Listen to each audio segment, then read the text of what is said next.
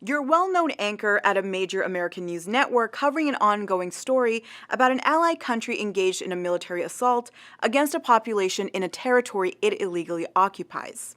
In the midst of this, a story breaks that your allies' military has now bombed a building that houses journalists. Is your reaction going to be dismay, condemnations, demands that journalists and other civilians be protected?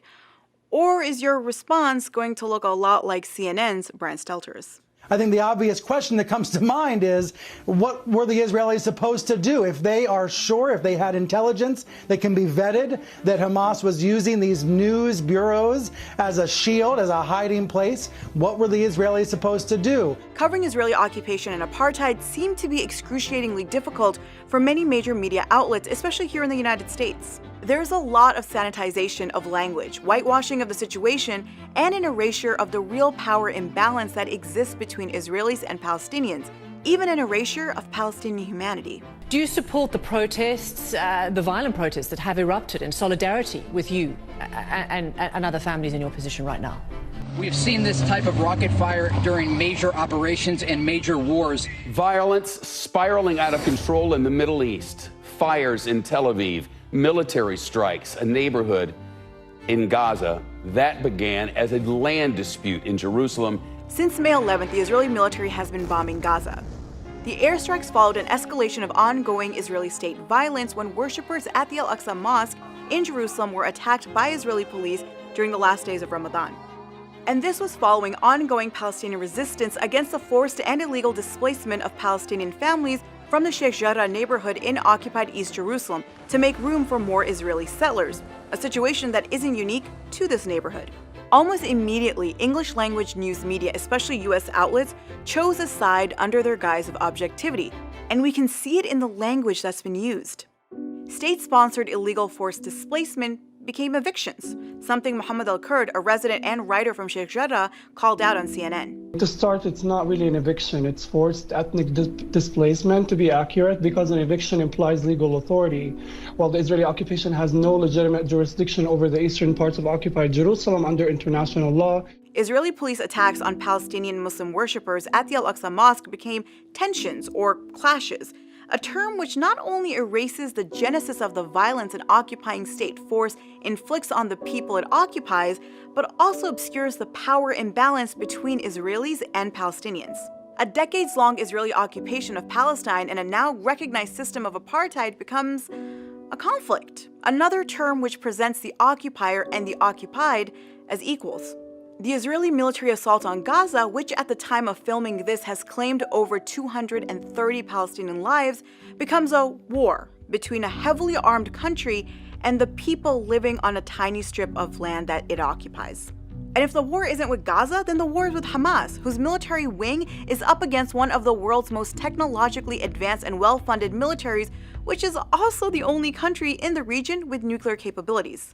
And I'll throw it to John Oliver to quickly explain why Hamas rockets and Israeli bombs just don't make for a meeting of equals. The use of the phrase tit-for-tat war in a conflict where you just pointed out one side has suffered over 10 times the casualties. Something which speaks to both the severe power imbalance at play here and how that often gets obscured by how we choose to talk about it.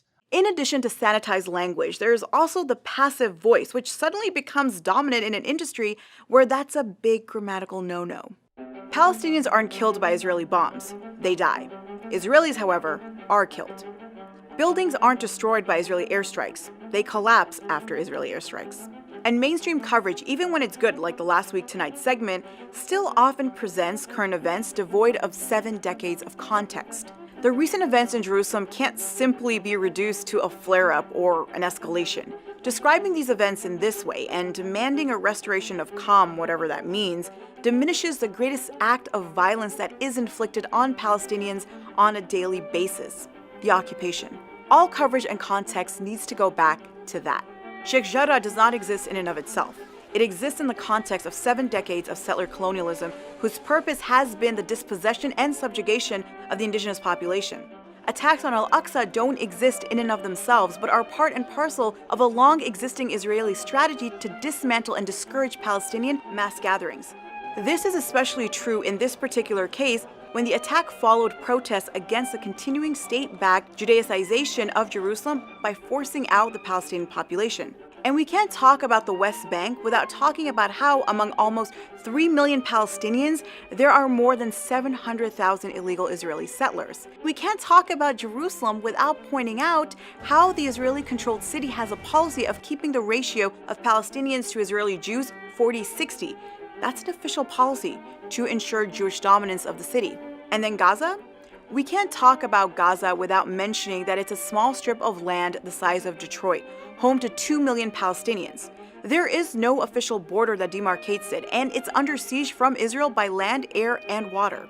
Of the 2 million Palestinians in Gaza, 1.4 million are refugees who were expelled from or fled their homes due to the ethnic cleansing campaign carried out by Jewish militias before Israel's creation in 1948. These refugees, like all Palestinian refugees, were blocked by Israel from ever returning to their homes despite the United Nations demanding that they be allowed to.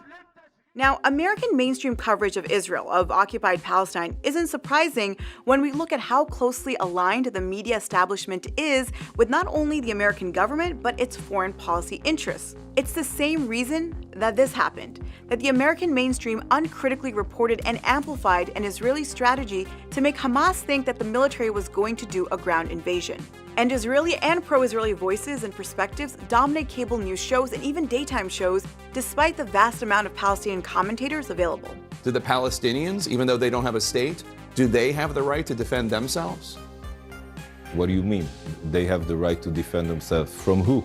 We are not attacking Palestinians. What we have here is a terrorist organization, Hamas, on one side, and our ally, democratic ally, Israel on the other side, and therefore we have a responsibility to support Israel and its right to defend itself. And it's not surprising that the New York Times, the leading newspaper of record, continues to use language and reporting which, at best, equalizes Palestinian and Israeli violence and suffering, and at worst, dehumanizes Palestinians.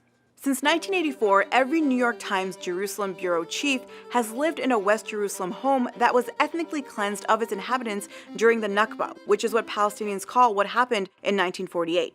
And the Times also has had staff and reporters covering the occupation in various capacities who have children who served in the IDF. How many Palestinian Jerusalem bureau chiefs has the Times had? How many Palestinian staff reporters does it have on the ground? Or how many Palestinian ground reporters does any other major American newspaper or cable outlet have on the ground? Now, everything that I just laid out might make the situation seem so incredibly dire, but this time there has been a bit of a shift. This is a war crime. This is ethnic cleansing. You know, they can do all their propaganda and say that this is a private land dispute, but it doesn't take much looking at the history of this country and seeing how this country came about. It came about by stealing people's homes and stealing people's lands and destroying people's villages. Palestinians are, at best, third-class citizens in the nation of their birth. The idea that it's even remotely controversial to call what Israel has imposed on Palestinians a form of apartheid is laughable. United Jerusalem is a city that is a success story and will continue to be so. Okay, well, according to Israeli reports, only 7% of the building permits issued in Jerusalem over the past few years have gone to Palestinians. They make up 40% of the city's population. What we need is more than the cessation of violence. We need sanctions against Israel in order to put pressure on one of our time's apartheid regimes. For the record, destroying a civilian residence sure seems like a war crime, regardless of whether you send a courtesy heads-up text. Bolstered by the recent Human Rights Watch report, which supports what Palestinians have said for decades, terms like apartheid and ethnic cleansing have made it into the mainstream.